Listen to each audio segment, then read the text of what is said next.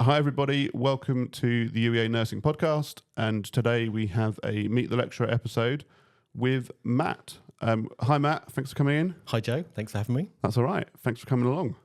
So in the Meet the Lecturer episodes, what we do is a brief chat, and we find out a little bit about the lecturers that the students are going to come across in their time at the university. So let's start with, who are you and what's your role here? Okay, my name's Matt. I am one of the BSc Adult Nursing Science lecturers, and I am a module lead for the Becoming a Professional module, and I also facilitate some of the sessions on the MPS 1 module.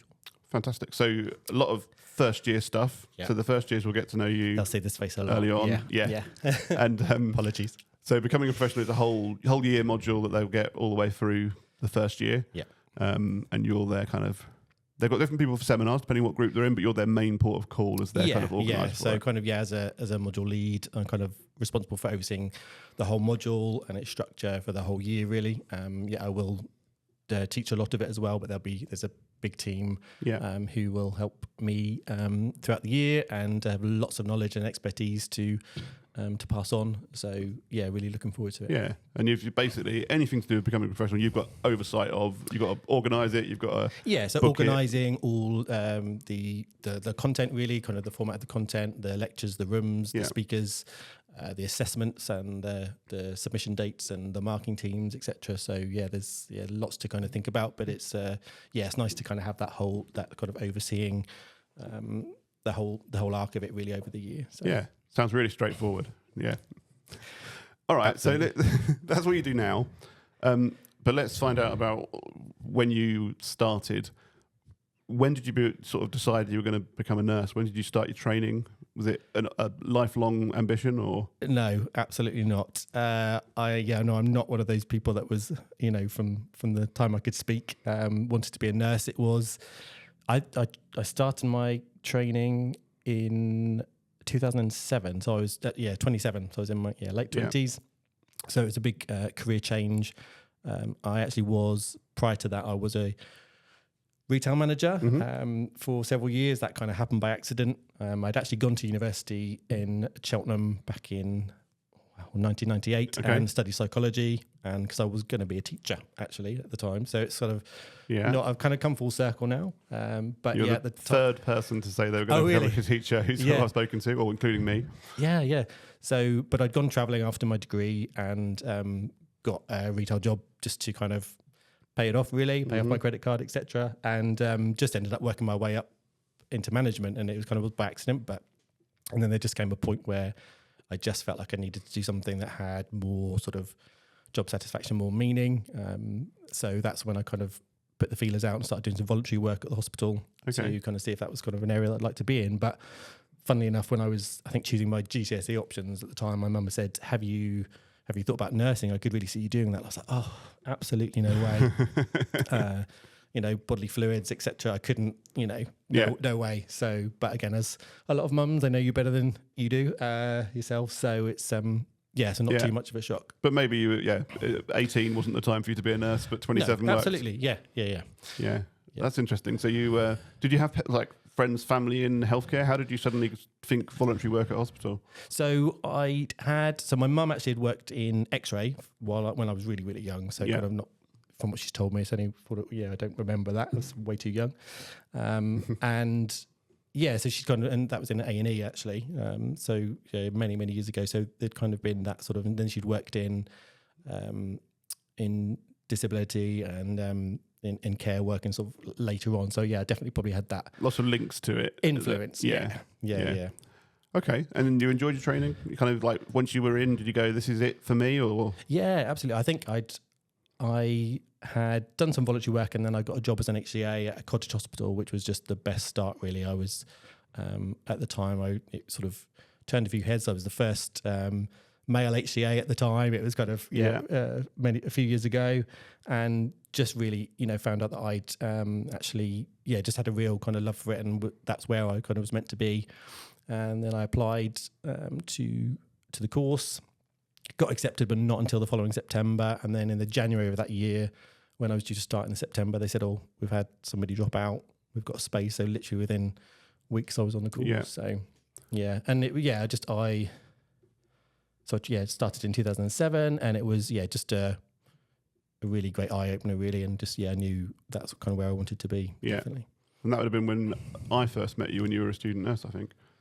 Yes. In your third year, something like that. Yeah. Well, I'd done. I think I did end of my second year. Did a placement on A&E. Oh, there you at the go. time, so that was when we would have met, I think, for the first time, and then Cool. I've pretty much followed you around ever since. Yeah. Well, that's the next question. Is that you after you finished training, where did you go next? So my first job was at the Norfolk and Norwich on a thoracic upper GI colorectal surgical ward. Yeah. I'd done that as my 10-week kind of sign-off placement at the time and really loved it. Really, really challenging. We had quite a lot of, really sort of big sick patients. They were coming to and fro from HDU, stepping down, stepping up, that kind of thing. So real kind of learnt the craft there, really. In at the deep end a little bit absolutely. as well. But I'd made some really good contacts by that point. The team, I'd really fitted in, and they were just really supportive. So it kind of seemed like the best place to start. And so I did that for about 3 years, and then I moved. Then made the move to A&E. Yeah. So I was there for about 3 years. That kind of seems to be That's your time before you get bored. Yeah, absolutely. And then, but I then kind of by that point made some decisions sort of based on the job role itself, but also on a work-life balance. Yeah. And so I moved into an orthopedic nurse practitioner role. So that's when I came back to the UEA to do my master's degree, my prescribing. And so it was kind of at the time, it was a Monday to Friday kind of role. So working with inpatient, emergency surgical patients and outpatients as well. And then, where did I go after that? Then that was organ donation. Yes. So that's when I messaged Joe again. I said, Joe, because I think you'd left by that point. Yeah, you'd left by that point. So I messaged you just that a job come up, and they kind of changed the people that they would accept for it. Used to be somebody who had to work on ITU, but at the time they were kind of broadening. They were changing the criteria a little bit. Yeah. So I moved into that role in 2019, I think early 2019, and that's probably, I don't know how you'd say, but probably the best nursing job I think I've ever had. Absolutely. The most challenging, sometimes draining, but just Yeah, I'd say it was my most interesting, enjoyable, rewarding job I've ever done, but also probably the hardest and the most exhausting kind of job I've done, physically and emotionally, I suppose. Yeah, and I think so. It's kind of there's an absolute privilege. So you're there from obviously the point a patient is referred. So in terms of their actual ongoing medical care, that there's a plan to withdraw that care. So we would kind of be introduced at that time. So you'd go and clinically assess that patient for suitability, and then at the appropriate time you meet the family, and you'd pretty much oversee the whole process until their organs left in the icebox, and then off to the recipient side of things. So huge privilege to be able to kind of support families at that point and care for those patients. And you're working with so many different members of the team working in different hospitals. But the on-calls were long. Had to kind of be that way, but it was, you wouldn't know. You'd start the shift somewhere in Norfolk, and you could be in Essex or cross cover to London or southeast. Well, I used to always think, I've gone to bed, and I'm at home in bed, and then the page by 6 o'clock you're in Kettering, or you're in Southend, or you're anywhere. And I think you do see a lot of sadness, but you are actually in terms of probably the only people at that awful time for that family that can offer them something remotely positive at that time. But you are seeing a lot of families at the worst times of their life, and I think that does psychologically you do have to have a lot of resilience and support. And I think just so I did that for about just over 3 years, almost 4 years actually, so a bit longer. And then that's when I made the job came up at moved the across UEA. to here. So and I've actually just been. It's probably coming up to my year anniversary. I was thinking it must be about a year this week, because I remember you being here on the welcome week. Yes, last year. And what do you like about working at university? What made you what interested you in the first place, I suppose? And then what do you like now you're here? Well, in the organ donation role, actually, I'd had some experience of teaching. So we'd come over to the UEA, but we'd also do ad hoc teaching for the staff as well, running training updates and things like that. So I'd got and I'd always loved having students and supporting them that way, so nursing students, and so it seemed, and I guess as I said at the beginning, kind of about my job, thinking that I was going to be a teacher, it didn't seem too much of a shock. But I think it came to a point, I thought about it for a while, but I think often with nurses, we do have a lot of, seems to be common to have a bit of imposter syndrome. So I kind of, it came to a point where I thought I've got a lot of knowledge now. I've got things that I can actually pass on, and I can kind of pass the baton to the next generation of nurses, I guess. So that's kind of where. Well, you've got that experience of quite a lot of different varied roles. Yeah, I think it's something, I think as yourself, it's sort of good examples of where nursing can take you, and that you don't necessarily have what you want, where you want to work, or what kind of area, other than maybe your field, that's going to have a good fit for you, but you can go anywhere with it. Yeah, well, I mean, I wouldn't have even known the organisation specialist nurse was even a job when I was a student nurse. Like it wasn't like that's where I aspired to be. Yeah. It just happened through circumstance, and I guess that's the same thing for you. Yeah, but back into actually your answering your question was, I think I think the team's amazing, so supportive. It's probably been one of the easiest job transitions I've ever had. Really, I think in that sense, it's just I love everyone's very upbeat and enthusiastic, and really kind of passionate about making this course the best it can be for the students. Again, really, really love working with the students, and just seeing them progress. And you see when the penny drops, or where they just, you have those moments where that penny drops and they've learned something, it's gone in, and they've kind of it's really satisfying, I think, to you can see that progression, and you've been here, I guess, a year. It'll be really interesting for you to see those students that you had at week 1 last year when they finish in 2 years' time. Yeah, and that's I'm really looking forward to kind of being at that graduation and being just being able to stand up and clap and just be, because it's a massive challenge. The course is it's probably one of the hardest things they'll ever do, but it's the most rewarding. I think it's so I think that's definitely something that I really enjoy about it. The autonomy of the job role is great. So obviously you have your teaching and your marking and things, but there's so much of the student support, there's managing your own diary, so it's very different to working in the NHS. But which we're used to being told when to be where. Exactly. So that's that took a while to get used to.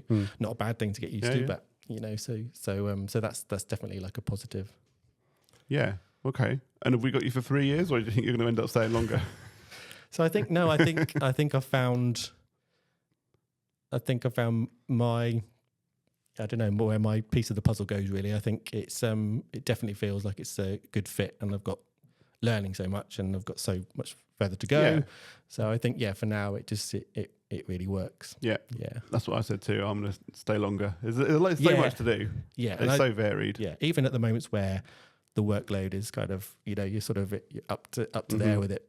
I have never at any point thought, no, this is too much. It's a different level of busyness, and but again, you can make it work for you. Yeah. Okay. So we talked about how for the students, this is like the hardest thing they're going to do. Like, and they must all get bored of me, because every 15 minutes I say this is a really hard course to everybody, because it really, really is. What tip would you give them if we've got first years on their first week, and they're thinking, right, this sounds a bit daunting now, but I'm excited. What would make them? What would get them the best out of their 3 years? I would just say to really look after yourself.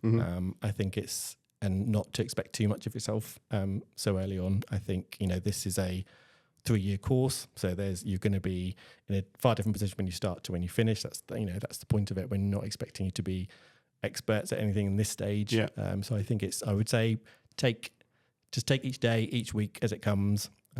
Just ask if you have any questions, and it's the cliche about no question is too silly, and it really isn't. I think if the question that you've got is probably got what most of the group have as well, and they'll really thank you for saying it. And I think those people that ask the questions have a smoother ride through, I think, rather than the ones that don't. So I just ask questions, and we are here. There's so much support, so much more than when we studied. So many things, so many places, so many teams that can help them with academic side, with with just wellbeing support, that kind of thing. Their practice support. So always just make use of got to ask for it, haven't they? Yeah, Typically absolutely. don't. I think that's when you step up to higher education, that you have a lot of areas where you could go to, so directions, but it's you have to make that choice, and it's making that informed decision. But taking that initiative and that responsibility for your journey, really. Yeah.